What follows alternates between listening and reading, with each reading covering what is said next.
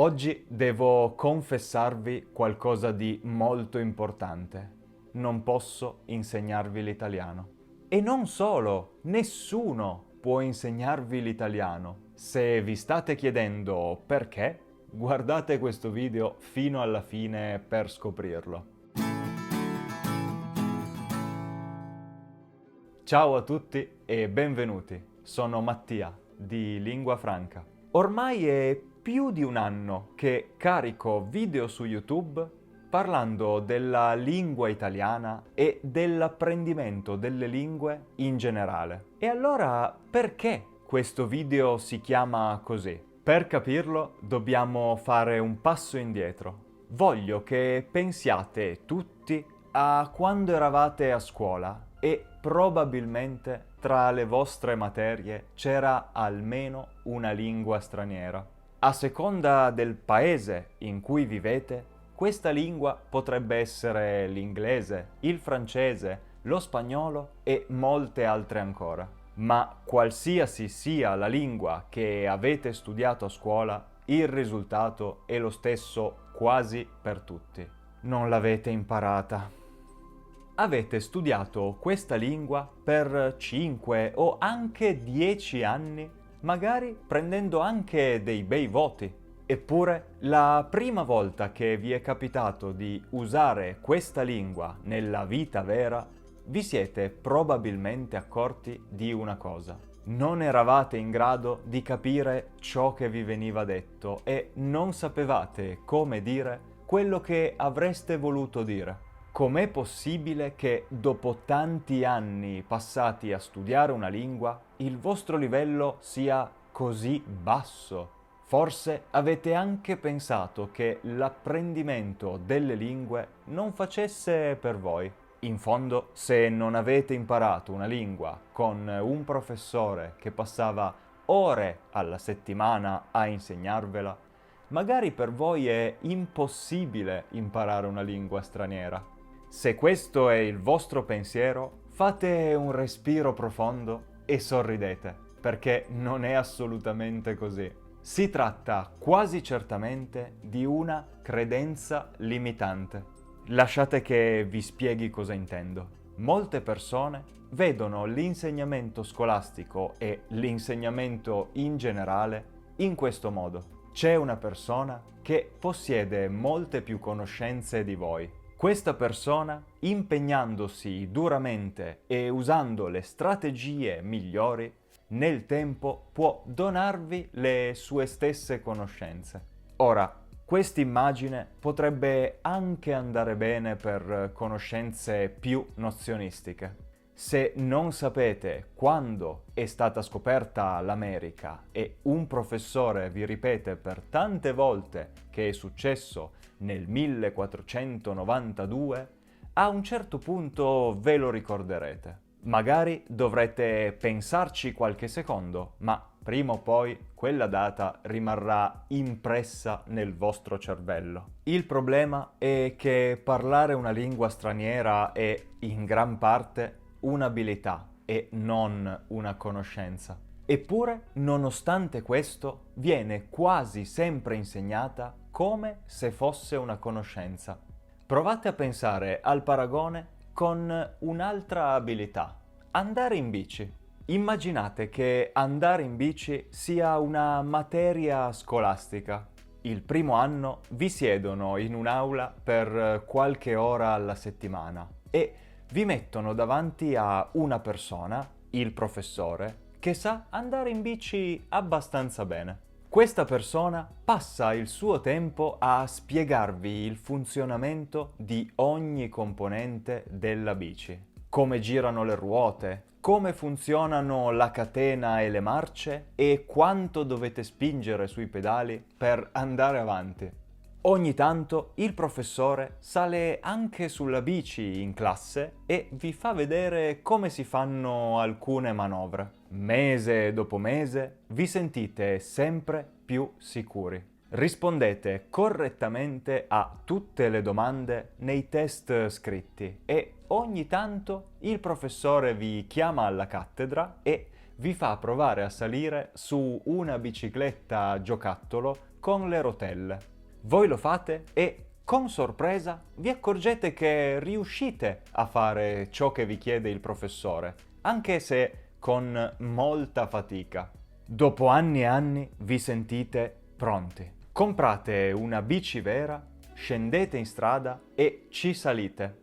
In testa avete centinaia di ore di spiegazioni e sapete il nome di ogni parte della bici, oltre alla storia delle biciclette nel mondo. Emozionati ci salite sopra, date una pedalata e vi trovate distesi per terra, senza neanche sapere come sia successo. Ripensate agli anni passati e vi chiedete come sia possibile. Forse andare in bici non fa per voi? Eppure, più ci pensate, più vi accorgete che, nonostante abbiate passato tutti questi anni a studiare le biciclette, questa è la prima volta che salite su una bici vera e provate ad andarci senza rotelle e senza che nessuno vi tenga. Siete ancora così stupiti di essere caduti? Probabilmente no. E se ci pensate, questo è esattamente il modo in cui spesso vengono insegnate le lingue.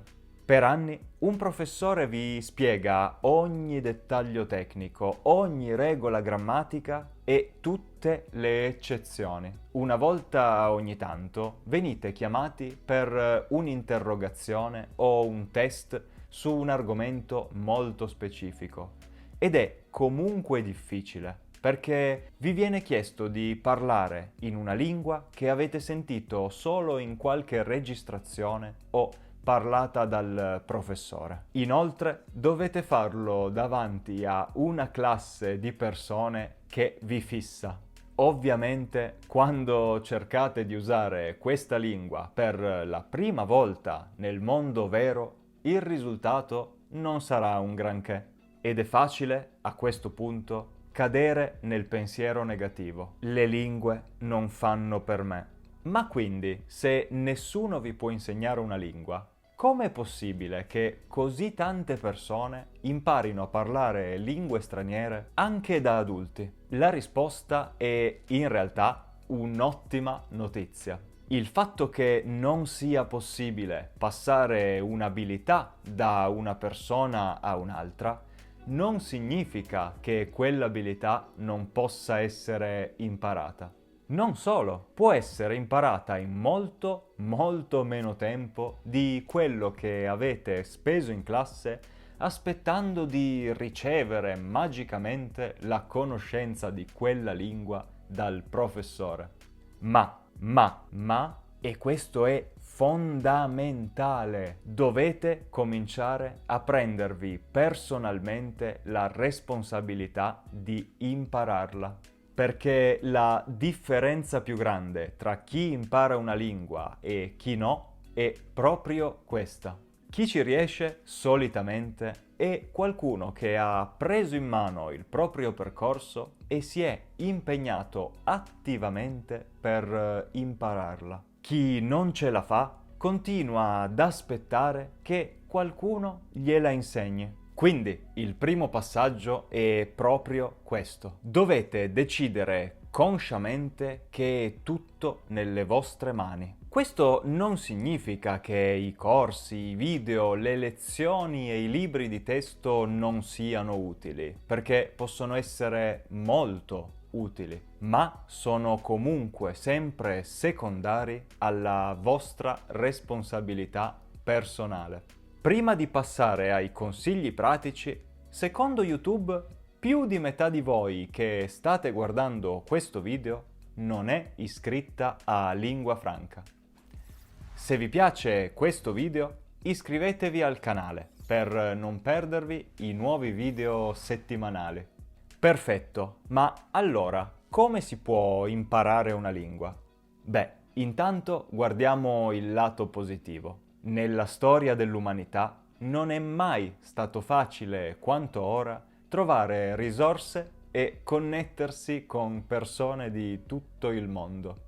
Nessuno fino a pochissimi anni fa avrebbe potuto recuperare in pochi minuti migliaia di ore di video e audio nella lingua desiderata, o parlare faccia a faccia con qualcuno dall'altra parte del mondo.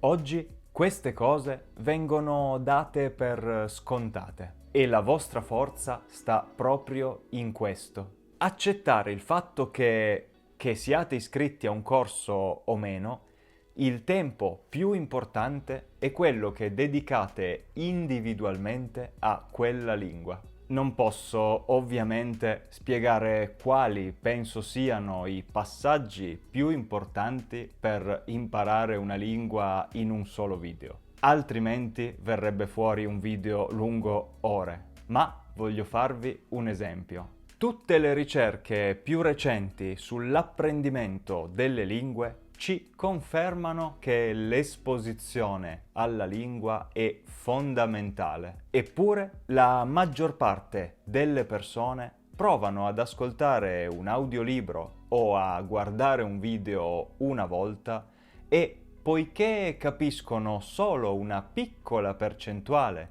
di ciò che viene detto, smettono di farlo per la frustrazione. Se non sapete cos'è l'esposizione, c'è una spiegazione più approfondita nel video che trovate qui sopra e in descrizione. Questo è il punto di rottura tra chi impara una lingua e chi continuerà ad aspettare che qualcuno gliela insegni. Quindi il consiglio che voglio darvi è molto semplice, ma contemporaneamente molto difficile da mettere in pratica. Smettete di aspettare che qualcuno riesca a insegnarvi l'italiano. Accettate la responsabilità personale. Accettate di essere la persona più importante nel percorso di acquisizione dell'italiano. E poi accettate il fatto che farete errori, accettate il fatto che non sempre capirete tutto e non sempre riuscirete a dire quello che volete dire, ma sarà tutto parte del percorso. E se volete altri consigli utili sulle strategie da usare per imparare l'italiano, vi consiglio di guardare tutti i video che trovate in questa playlist.